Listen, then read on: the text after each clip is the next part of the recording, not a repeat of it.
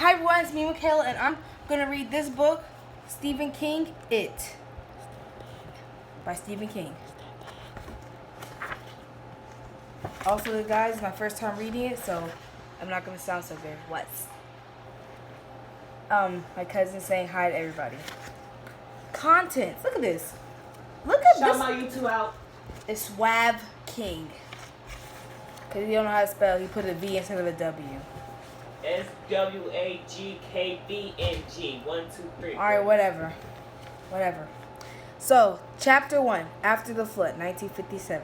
The terror which would end for another 28 years, if it ever did end, began... Hey, excuse me, can you, turn it down, please? I'm trying to read to my audience. Thank you. Okay. Began so far I had known or can tell, with a boat made from a sheet of newspaper floating down a gutter swollen with rain. The boat bobbed, listed right itself again, dived bravely through treacherous whirlpools, and continued on its way down Witchkin Street toward the traffic light, which marked the intersection of Witkin and Jackson. The three vertical lenses on all sides of the traffic light were dark this afternoon in the fall of 1957, and the houses were all dark too. There has been steady rain for a week now, and 2 days ago the winds had hum as well. On sections of Derry has lost their power then, and it was not back on yet. A small boy in a yellow slicker and red galoshes ran cheerfully along beside the newspaper boat. The rain had not stopped, but it was finally slackening. It tapped on the yellow hood of the boy's slicker, sounding of his ear like rain on a shed roof. A comfortable, almost cozy sound. The boy in the yellow slicker was George Denborough. He was 6. His brother William, known to most of the kids at Derry Elementary School, and even to the teachers, who would never have used the nickname to his face, as Stuttering Bill, was at home backing out of the last of his nasty case of influenza. In the autumn of 1957, 8 months before the real horrors began, and the 28 years before the final showdown, Stuttering Bill was 10 years old.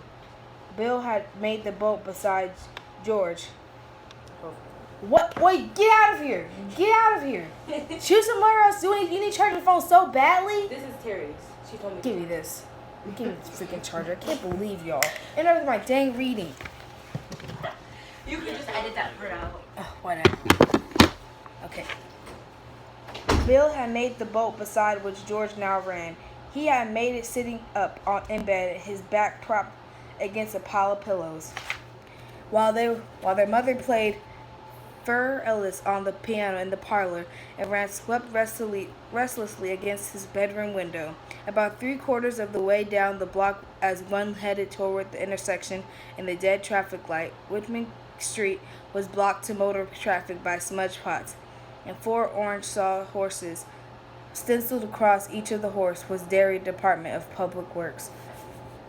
Beyond them, the rain had spilled out of the gutters, clogged with branches and rocks, and a big sticky piles of autumn leaves. The water had first pried fingerholds in the paving, and then snatched whole greedy handfuls of all this. By the 3rd day of rain, by noon on the 4th day, big chunks of tree surface were boating through the intersection of Jackson and Witkin like miniature whitewater rafts. By that time, many people in Derry had begun to make nervous jokes about arcs.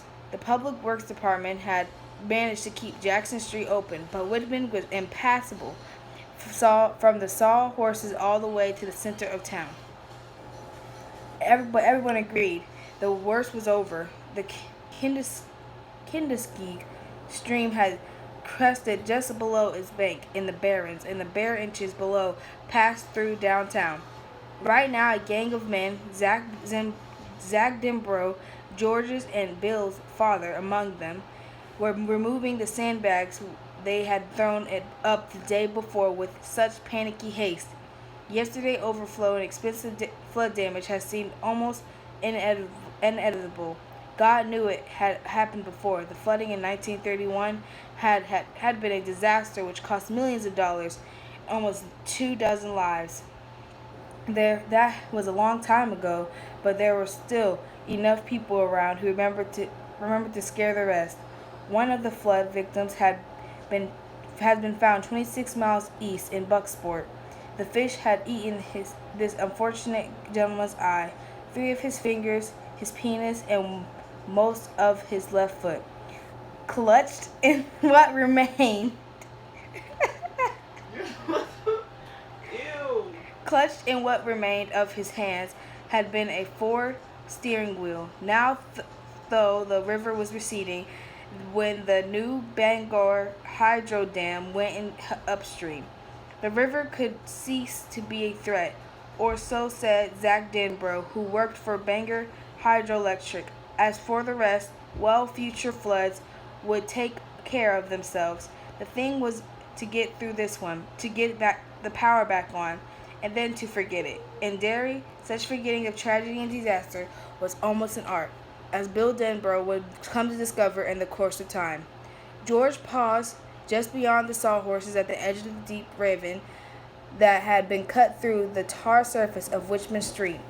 This ravine ran on an almost exact diagonal. It ended on the far side of the street, roughly 40 feet farther down the hill from where he now stood on the right. He laughed aloud, the sound of solitary childish glee at a bright runner in that gray afternoon, as the vagary of the flowing water took his paper boat into a scale model rapids, which had been formed by the break in the tar.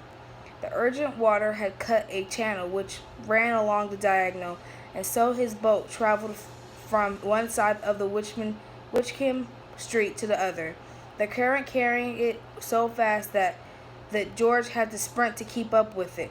Water sprayed out from beneath his galoshes in muddy sheets.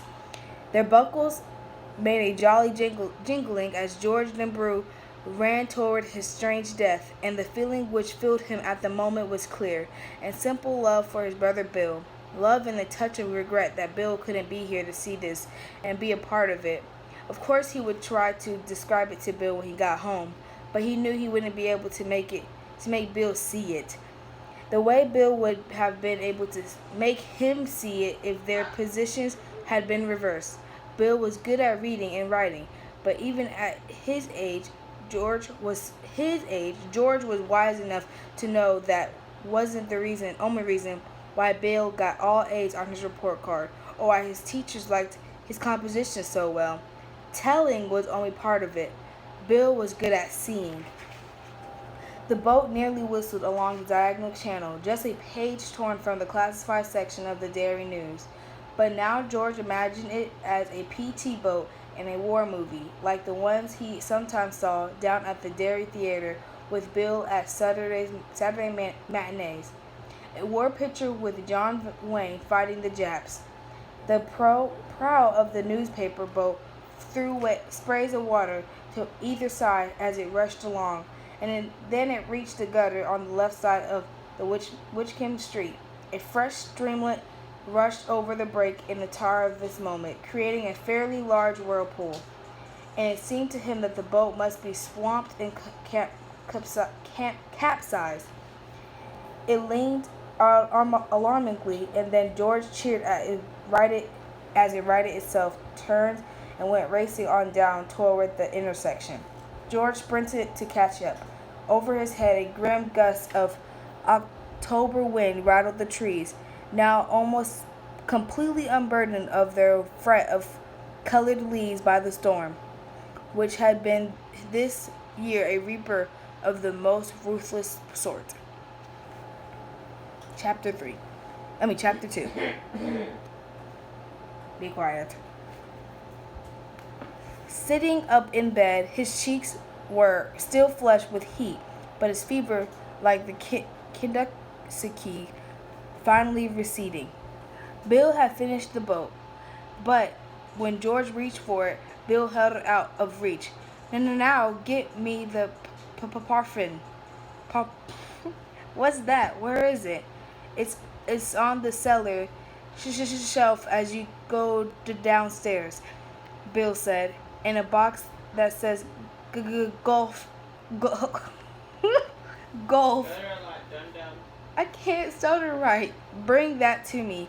And a knife, and a bowl, and a pack of matches. George had gone obediently to get these things. He could hear his mother playing the piano, not for Elise now, but something else he didn't like so well, something that sounded dry and fussy. He could hear rain flicking steadily against the kitchen windows. These were comfortable sounds, but the thought of the cellar was not a bit comfortable. He did not like the cellar, and he did not like going down the cellar stairs because he always imagined there was something down there in the dark. That was silly, of course. His father said so, and so his mother said so. Even more important, Bill said so. But still, he did not even like opening the door to flick on the light because he always had the idea this is so exquisitely stupid he didn't dare tell anyone. They had a feeling that while he was feeling for the light switch, some horrible clawed paw would settle lightly over his wrist and then jerk him down the darkness that smelled of dirt and wet, dimmed, rotted vegetables. Stupid!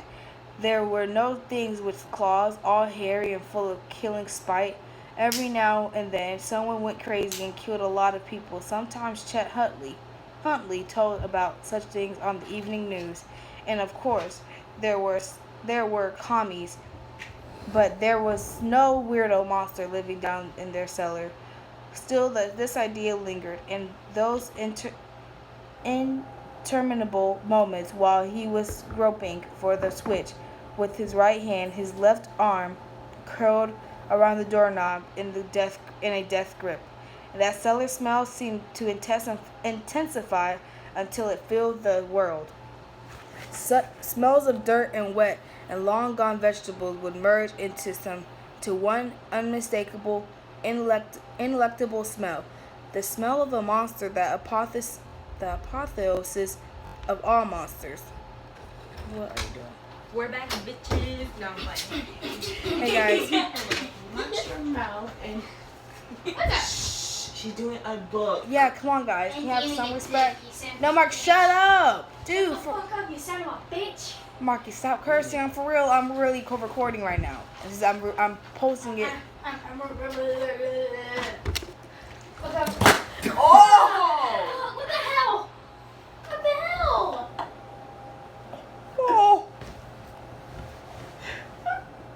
Oh my God, Michaela.